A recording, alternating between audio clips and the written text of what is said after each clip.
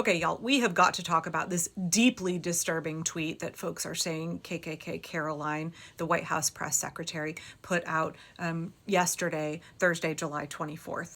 I've seen it on Blue Sky and I've seen it on Instagram, and it's also on Threads, and it's pretty horrific.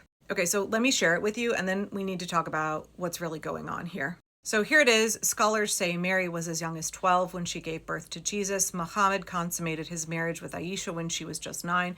Juliet Capulet was 14 in Shakespeare's famous story. The point being that when a girl is, quote, ready, is predicated purely on arbitrary cultural norms. I'm going to tell you straight out the gate, if you thought that was from Caroline Leavitt, because that's on brand for her, I totally understand. The use of the word predicated should have showed you right away. That should have been a big clue that this is fake. This post is not on Twitter. I can't find a single credible journalist who is saying this is real.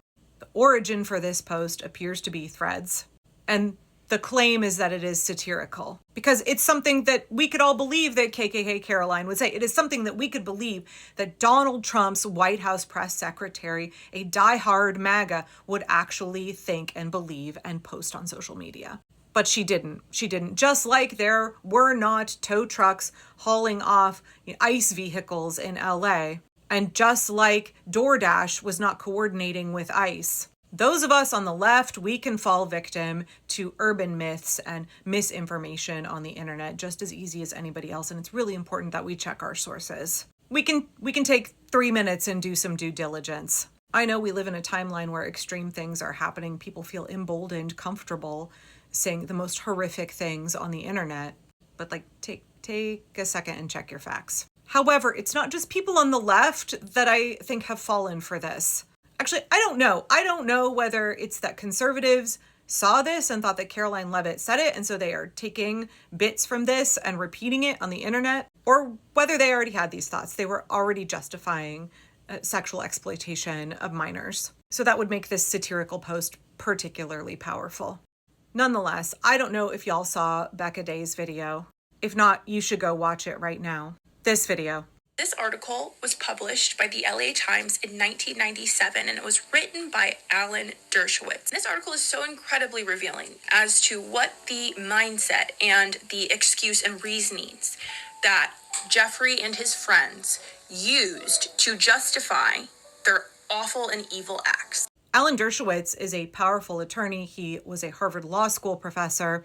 He defended Mike Tyson. He defended Harvey Weinstein, and he defended Donald Trump in his first impeachment. And in the 90s, he was emboldened enough to write an op-ed with his real name in which he said we should no longer have statutory rape as a crime, and that 16-year-olds can consent to having with adult men. And that didn't destroy his career, y'all. That didn't destroy his career. Everybody was just fine with that. And we see this kind of behavior a fair amount in evangelical and LDS circles. Let's not forget back in 2024 when we were all outraged when a 63-year-old pastor in Iowa groomed a teenager, waited for her to turn 19, and then married her. It's not uncommon in conservative churches for teenage girls to be groomed and to be married off to men who are much older. It's also definitely not uncommon in a lot of fundie circles through the courting process. The courting process in a lot of fundie circles absolutely promotes teenage girls being groomed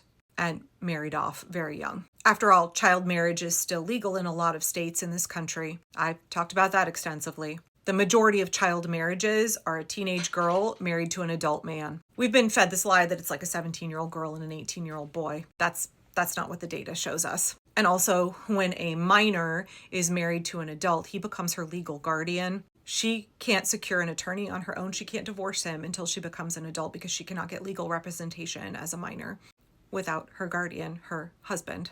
If she runs away to a domestic abuse shelter, then because she's a minor, they will call her legal guardian, who is her husband. I don't have time in this video to break that down further, but I do think it's interesting. Let's go ahead and use that word, that in evangelical circles, these folks are horrified by the idea of trafficking teenage girls. They're horrified by the idea of what Jeffrey Epstein did. But it's very culturally accepted for girls of that same age to be groomed. And as long as they are married first to an adult man, what is done to them is fine. Then it's like a holy covenant and it's totally a-okay. So as I said a little bit ago, this fake tweet that people are saying Caroline Leavitt put out, that again, I can't find any evidence that she did. is so believable because we are seeing MAGA say the same kinds of things. In fact, I want to show you a little clip from my mutual hawk from earlier today. I saw his video less than an hour after I saw and debunked this tweet from Caroline Leavitt. And when I saw his video, I was like, oh shit, no wonder so many people fell for this fake tweet. That comment was on a video that I made this morning where I said the God of the Bible is just as bad as the rest of these guys. He got married pregnant when she was 12. Whatever, I'm not going to have a conversation about religion, but I want to talk about that guy's comment. He was like, Mary was 12 to 16 and people only lived to 28, so totally fine that like 12 and 13 and 14-year-old girls were being impregnated.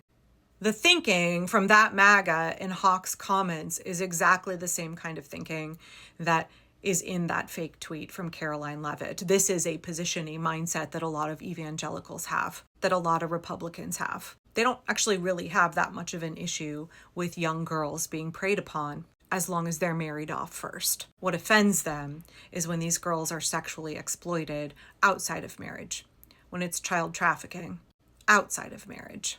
And now we're seeing white Christian nationalist Speaker of the House Mike Johnson protecting Trump, wanting to delay votes to demand the Epstein files be released and that Ghislaine Maxwell be subpoenaed. We see Mike Johnson protecting child predators, which he should want to be exposing. And I think it really speaks to this continuity of mindset. It's a natural evolution for Republicans, even if they're evangelicals. It's a natural evolution from protecting child predators in your church community who are marrying young girls, marrying, teenagers, 16, 17 years old, or sometimes younger, because in a number of states with parental consent, there is no minimum age of parental consent, or in a lot of states, the age is 14 or 15. It's just a very short leap to defending sexual predators like Jeffrey Epstein and whoever else is on that list that might be a Republican, of like, oh, well, we shouldn't even have statutory rape because like a 16-year-old can consent. Keep in mind, some of the victims are 13 years old. For the party that is all save the children, for evangelicals who are all about protecting the innocence of children, they sure do an awful lot of not only exploiting girls, but also protecting the people who do.